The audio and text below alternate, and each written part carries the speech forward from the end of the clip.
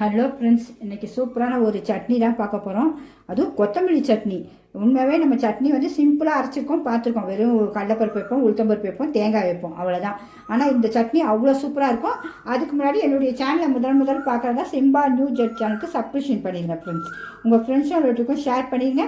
பிடிச்சிருந்தா கண்டிப்பாக லைக் பண்ணுங்கள், ஹைப் பண்ணுங்கள்.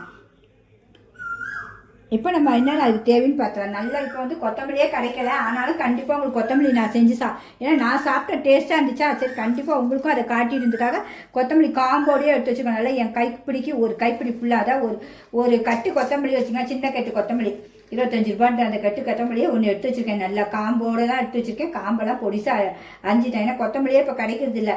நமக்கு சீசன் தான் கண்டிப்பாக கிடைக்கும், அந்த வெயிலுக்கு கிடைக்கவே இல்லை. அது கொத்தமல்லி நல்லா கழுவி க்ளீன் பண்ணி கட் பண்ணி வச்சுருக்கேன். ஒரு நம்ம பெரிய கைக்கு ஒன்று, சின்ன கட்டுக்கு ஒன்று. அதுக்கு தேவையான சொல்லிடுறேன். கருவேப்பிலை ஒரு கை, நமக்கு சின்னோண்டு இவ்வளோண்டு கருவேப்பிலை ஒரு 10 இனுக்குன்னு வச்சுக்கோங்களேன். ஏன்னா கருவேப்பிலை நல்ல முடி வளர்ச்சியை கொடுக்கும், அதனால் கருவேப்பிலை. இஞ்சி சிறிது துண்டு, இந்த பாருங்க, இஞ்சி ஒரு சிறு துண்டு, உங்களுக்கு இந்த 4 துண்டு போதும். அப்புறம் பூண்டு 5 பல், நெல்லிக்காய் சின்ன சைஸு, புளி அவங்கவுங்க விருப்பம். ஒவ்வொரு சமயம் புளி ஜாஸ்தியாக இருக்கும், ஒருத்தருக்கு புளிப்பு, ஒருத்தருக்கு கம்மியாக இருக்கும். அதை பார்த்து குறைச்சி கூட்டி போட்டுக்கோங்க. அப்புறம் நம்ம சின்ன வெங்காயம்லாம் நம்ம போடவே மாட்டோம். இது சின்ன வெங்காயம் பண்ணி நான் அந்த ஹோட்டலில் தான் சாப்பிட்டேன். சின்ன வெங்காயம் ஒரு 10 பல் வச்சுருந்தாங்க எடுத்து. ஆனால் அவங்க வந்து ஒரு பெரிய வெங்காயம்மா, பெரிய வெங்காயம் தான் நாங்கள் போடுவோம்மாங்க. நீங்கள் வந்து வீட்டுக்குன்னா ஒரே ஒரு வெங்காயம் பெரிய வெங்காயம் எடுத்துக்கணும். நான் அப்போ சின்ன வெங்காயம் எடுத்துக்கிறேன். ஏன்னா நமக்கு நோய் எதிர்ப்பு சக்திக்கு ரொம்ப நல்லது. எல்லாமே சின்ன வெங்காயம் தான் எடுப்போம். சீரகம் கொஞ்சம், பச்சை மிளகாய் 3 நல்லா இப்படி கீறி வச்சுக்கணும். உங்களுக்கு காம்பை எடுத்துட்டு எல்லாம் வதக்கணும். உங்களுக்கு காம்பை எடுத்துட்டு இப்படி 2ஆக கீறினேன்னா பச்சை மிளகாய் வதக்கும் போது வெடிக்கும். அப்போ நம்ம கண்ணு பற்றக்கூடாது, இல்லை கையில் கீழே பற்றக்கூடாது. அதுக்காக இப்படி நீங்கள் நல்லா கீறிட்டு செஞ்சிங்கன்னா வெடிக்காது. மெயின் அதான். சின்ன பிஸ்னஸ் பிள்ளைங்களுக்கும் பேச்சுலர் தம்பிகளுக்காக தான் சொல்கிறேன். இதை வேறு ஒன்று பெரியவங்களுக்கு எல்லாத்தையும் கண்டிப்பாகவே தெரியும். இது வந்து மெயின் வந்து என்னென்னா இருதயத்தை ஆரோக்கியமாக வைக்கணும், அவங்களுக்கு நோய் எதிர்ப்பு சக்தியாக, அப்புறம் வைட்டமின் சியா. அப்புறம் வந்து அதையா நம்ம விடுவானா, கெட்ட கொழுப்பை கரைக்கு தான் நல்ல கொழுப்பை கொடுக்குதான் கொத்தமல்லி. உண்மையாலே அதெல்லாம் கேட்டோம் தான் கண்டிப்பாக நம்ம சாப்பிட்டு கண்டிப்பாக போட்டணும். பிடிக்குதோ இல்லையோ, செய்கிறாங்களோ இல்லையோ, கண்டிப்பாக செஞ்சு காட்டினேன். ஏன்னா ரொம்ப டேஸ்ட்டாக இருந்துச்சு அது. அதுக்கப்புறம் அதுக்கு என்னென்ன இன்னும் ஒரு 3 ஐட்டம் தேவை, அதையும் சொல்லிடுறேன். அவங்கவுங்க சுவைக்கேற்ப உப்பு எடுத்து வச்சுருக்கேன், உப்பு சொல்ல மறந்துட்டேன். அது போக உங்களுக்கு என்னென்னா கடலைப்பருப்பு, உங்களுக்கு கடலைப்பருப்பு நல்லா இந்த ஒரு ஸ்பூனுக்கு 1 எடுத்துக்கோங்க. உங்களுக்கு அளவு காட்ட நம்ம போடும்போது அப்படியே பார்த்துக்கலாம். உளுத்தம்பருப்பு ஒரு அரை, இதில் நம்ம எந்த ஸ்பூனில் பெரிய ஸ்பூனில் எடுக்கிறோமோ அந்த அளவுக்கு எடுத்துக்கோங்க. அப்புறம் தனியா கொத்தமல்லின்னு சொல்லுவோம்ல, அது ஒரு 1/4 ஸ்பூன் உங்களுக்கு. இது அவ்வளோதான். ஃபஸ்ட்டு வந்து நம்ம கடலைப்பருப்பு, உளுத்தம்பருப்பு, கொத்தமல்லி 3 தான் வறுக்க போகிறோம். அப்புறம் அடுத்ததான் இதில் வறுக்க போகிறோம். அதை போய் நம்ம ஃபஸ்ட்டு அதுக்கு ஸ்டவ் பற்ற வச்சுருவோம். ஸ்டவ் பற்ற வச்சுருவோம். ரொம்ப சூப்பராக இருந்துச்சுங்க. அந்த வெயில் காலத்துக்கு நமக்கு கொத்தமல்லி குளிர்ச்சி நல்லா. எண்ணெய் நமக்கு இது வறுக்கிற தக்க ஊற்றிக்குங்க. 1 ஸ்பூன் போல் ஊற்றிக்குங்க. 1 ஸ்பூனோ 2 ஸ்பூனோ உங்களுக்கு வறுக்கிற தக்க தான். சட்டி காயட்டும். இப்போ சட்டி காஞ்சிச்சு. ஒரு 1/4 ஸ்பூன் சொல்லியிருக்கேன் தனியா. ஒரு பெரிய ஸ்பூன் ஃபுல்லாக கடலைப்பருப்பு, உளுத்தம்பருப்பு ஒரு அரை ஸ்பூன். இது எல்லாம் அப்படியே நல்லா இதிலே வறுபட்டோம். ஒன்று போல் வறுபடும். உங்களுக்கு சைடில் கொஞ்சம் கொஞ்சமாக எண்ணெயில் அப்படியே வச்சுருக்கேன். இப்போ வறுபடட்டும். அப்படியே இதை பாருங்கள், உங்களுக்கு கண்டிப்பாக தெரியும்னு நினைக்கிறேன். இந்த பாருங்கள், 3மே தனித்தனியாக வச்சுருக்கேன். 3மே நல்லா வறுபட ஆரம்பிச்சிட்டு நல்லா கலர் மாறணும். மாறாட்டா அந்த சக்குன்னு டேஸ்ட்டே இருக்காது உங்களுக்கு. நல்ல கலர் மாறணும், மொறுன்னு வரணும். அந்த கோல்டன் ப்ரௌன் சொல்லலாம், அந்த அளவு வரணும். இந்த பாருங்க, 3மே சூப்பராக வந்துச்சு ஒன்று போல். இப்போ நம்ம எடுத்து வச்சுருவோம். ஒரு தட்டில் கொட்டிடுவோம். எண்ணெய் இருக்கட்டும். எண்ணெய் இதே எண்ணெய் தான் செய்ய போகிறோம். எல்லாத்தையும் இப்படி வடித்து எண்ணெயை இப்படி கொட்டிடுவோம். இந்த அளவுக்கு நல்லா உங்களுக்கு கலர் மாறணும். அப்போ தான் அந்த சட்னி டேஸ்ட்டாக இருக்கும் உங்களுக்கு. நான் எப்போவுமே ஹோட்டல்ஸ்க்குலாம் போனால் இந்த கொத்தமல்லி சட்னி, ஸ்பெஷல் சட்னி எடுக்க மாட்டேன். நம்ம வீட்டில் டேஸ்ட்டாக இருக்கும், அங்கெல்லாம் அவ்வளோ நல்லா இருக்காதுன்னு தொட மாட்டேன். அந்த ஹோட்டலில் வந்து ஒரு 3 வாட்டி சொன்னாங்க, இதை எடுத்து சாப்பிடுங்கன்னு. அப்போ வந்து இவங்க எங்கள் வீட்டில் சொன்னாங்க, வேண்டான்னா விட்டு தம்பி அப்படின்னாங்க. இல்லை மேடம் சார், சாப்பிட்டு பார்க்க சொல்லுங்கள், ரொம்ப டேஸ்ட்டாக இருக்கும் அது எங்கள் ஹோட்டலில். சாப்பிட்டு பார்த்து நான் வேறு எந்த சட்னியுமே எடுக்கலைங்க. அப்புறம் நான் கேட்டு எனக்கு இது வேணும் கொஞ்சம் வைங்கன்னு சொல்லிட்டு, இதுக்கு என்னென்ன செய்வீங்கன்னு சொல்லும்போது சொல்கிறேன். அதை பற்றி ஒன்று சின்ன ஹோட்டலு, உங்களுக்கு பெரிய ஹோட்டல் கண்டிப்பாக நமக்கு சொல்ல மாட்டாங்க. அதனால் சின்ன ஹோட்டல் தான். இப்போ பாருங்கள், நம்ம பூண்டு போட்டாச்சு, இஞ்சி போட்டாச்சு, அப்புறம் வெங்காயம், பச்சை மிளகாய் எல்லாமே அவ்வளோண்டு எண்ணெய் தான். நம்ம புளி சீரகம் அப்புறம் போடணும். அப்படியே வதக்குவோம். நல்லா கலர் மாறணும், கொஞ்சம் வெங்காயம்லாம் நல்லா வதங்கிடணும் உங்களுக்கு. நம்ம அதுக்குள்ளே அடுத்தது நாம் என்ன பேசணும் அதை அப்படியே கண்டினியூ பண்ணுவோம். அதுக்குள்ளே உப்பையும் போட்டு அதுக்கு தேவையான உப்பு, கொஞ்சம் சட்னிக்கு தேவையான உப்பு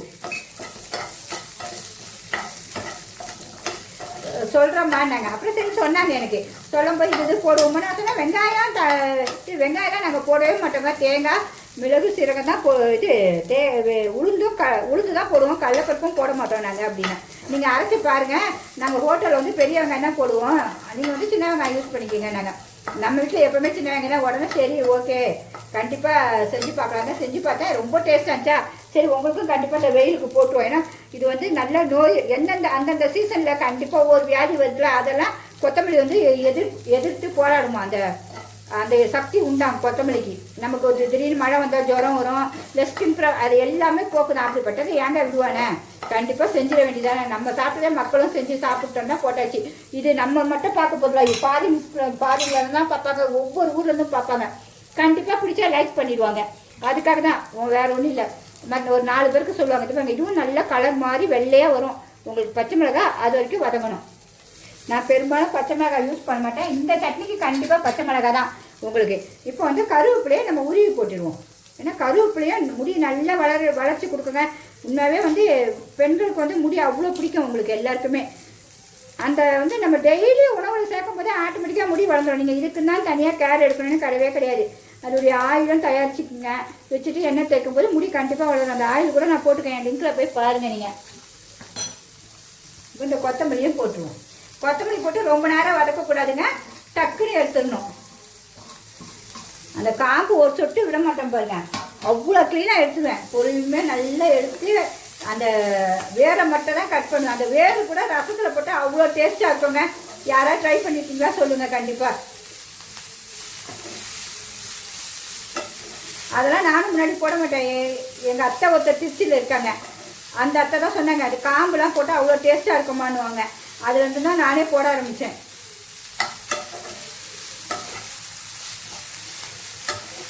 கொஞ்சம் கலர் மாறக்கூடாது, அப்படியே வதங்கணும், வேறு ஒன்றும் இல்லை. உப்பு சேர்த்தாச்சு, ஏன்னா நமக்கு அந்த ஸ்ட்ரென்த்து அப்படியே கிடைக்கும். உங்களுக்கு இந்த கலர்லேயே இருக்கும்போது ஃபுல் ஸ்ட்ரென்த்து கிடைக்கும் கண்டிப்பாக.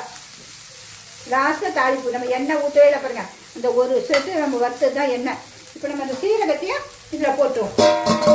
போட்டுட்டு ஆஃப் பண்ணிவிடுவோம். ஸ்டவ்வை ஆஃப் பண்ணியாச்சு.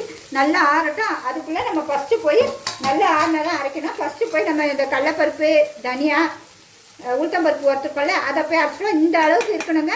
இந்த மொறுமொறுப்பு வந்தால் தான் சுவை இருக்கும். அதையும் சொல்லிட்டேன் உங்களுக்கு. இதை ஃபஸ்ட்டு போட்டு ஒரு லைட்டாக ஒரு அரை அரைச்சிடுவோம். அதுக்குள்ளே அதை ஆறினா அதையும் இதை போட்டு நமக்கு தண்ணி வேணால் கொஞ்சமாக போட்டு அரைச்சிக்கணும்.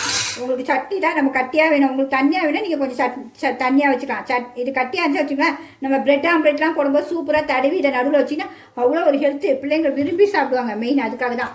இதை ஒரு அரை அரைச்சிட்டு வந்துடுவோம். அதுக்குள்ளே நம்ம அதை ஆறட்டும் உங்களுக்கு. இப்போ அரைச்சிடுவோம்.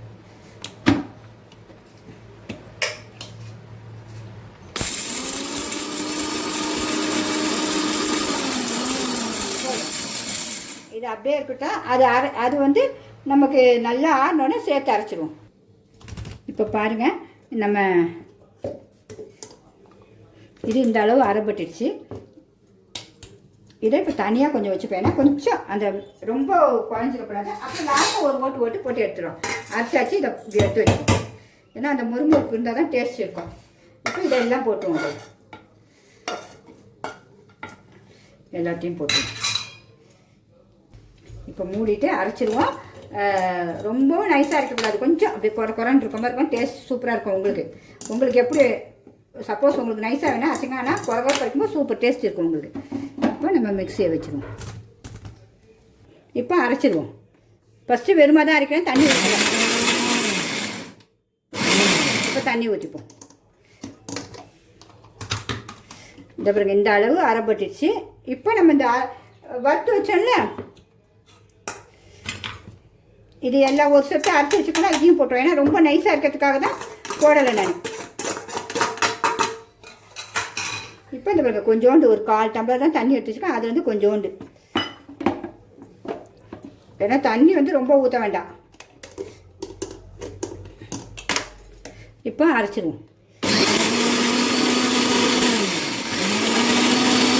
இப்போ வந்து போதும், இந்த அளவு போதும், ஆஃப் பண்ணிடலாம். இப்போ அரைச்சாச்சு.